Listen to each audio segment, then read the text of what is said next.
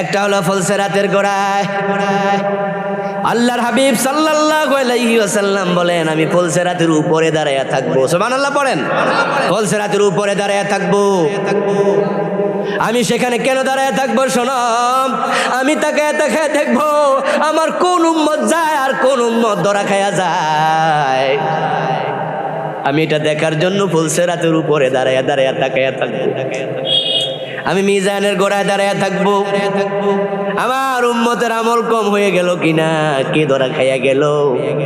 যে ধরা খাইয়া যাবে আমি যদি চিনি সে আমার উম্মত, তার জন্য শাফাআত করব, সুপারিশ করব, আমার সুপারিশ আল্লাহ তাকে মুক্ত করে দেবে। আমি নবী তোমাদের সবার আগে হাউজে কাউসারের সামনে চলে যাব। আমার হাউস থেকে আমার কাছে যে উম্মত যাবে সে এক গ্লাস করে পানি পান করবে। মানে শারিবা লাম ইয়াজমা বাদা, যে এক গ্লাস পানি পান করবে সে কোনোদিন আর পিপাসিত হবে না।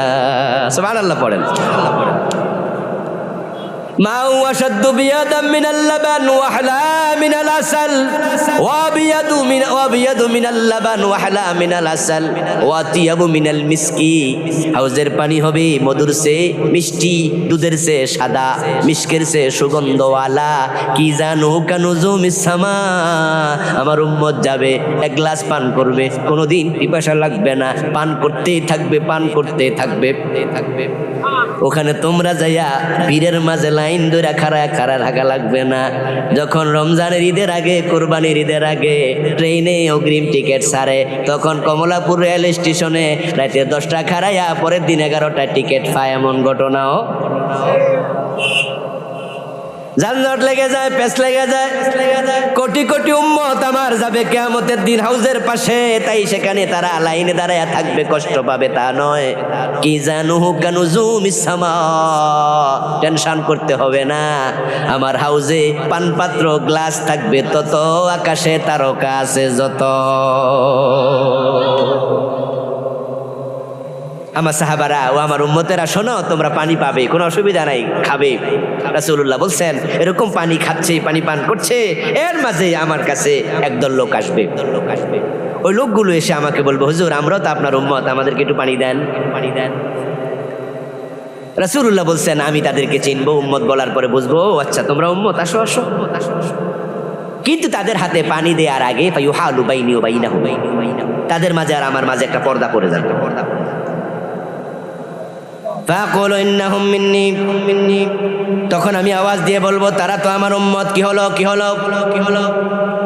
তখন ফেরেশতারা এসে বলবে ইন্নাকা লা তাদরি মা হাদাসু বাদাকা। ও নবী আপনি জানেন না, আপনার দুনিয়া থেকে বিদায়ের পরে তারা আপনার ইসলামের মাঝে নতুন নতুন অনেক বেদাত বানাইছে। ইন্নাকা লা তাদরি মা হাদাসু বাদাকা, আপনার পরে তারা অনেক ঝামেলা করছে, ইসলাম বিকৃত করে ফেলেছে। ফাকুলু সুকান সুকান লিমান গায়রা বাদি, এই কথা শুনে আমি বলবো দূর হ, দূর হ, আমার দিন পরিবর্তন কেন করলি, কেন করলি? আমরা পরিবর্তনের মামলার আসামি হতে চাই না, তাই বেদাতের বিরুদ্ধে কথা বলি।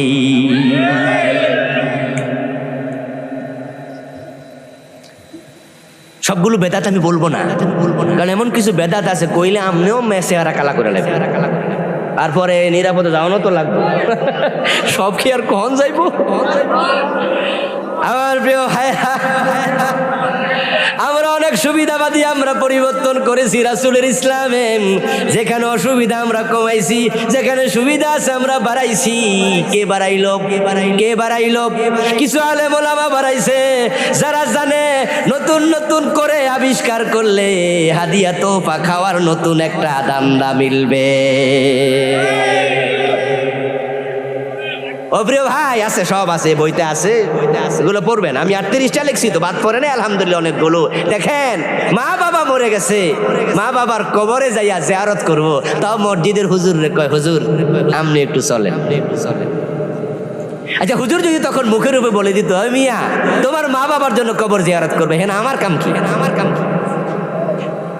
তখন এবার বলবে যে হুজুর মা কিতা কোন হুজুর, আমনে না গেলে দোয়া করবো কেডা? আরে মিয়া তুমি করো, রাব্বির হামহুমা কামা রাব্বায়ানি সাগীরা, তুমি দাও কবরে সালাম দাও, তুমি দোয়া করো।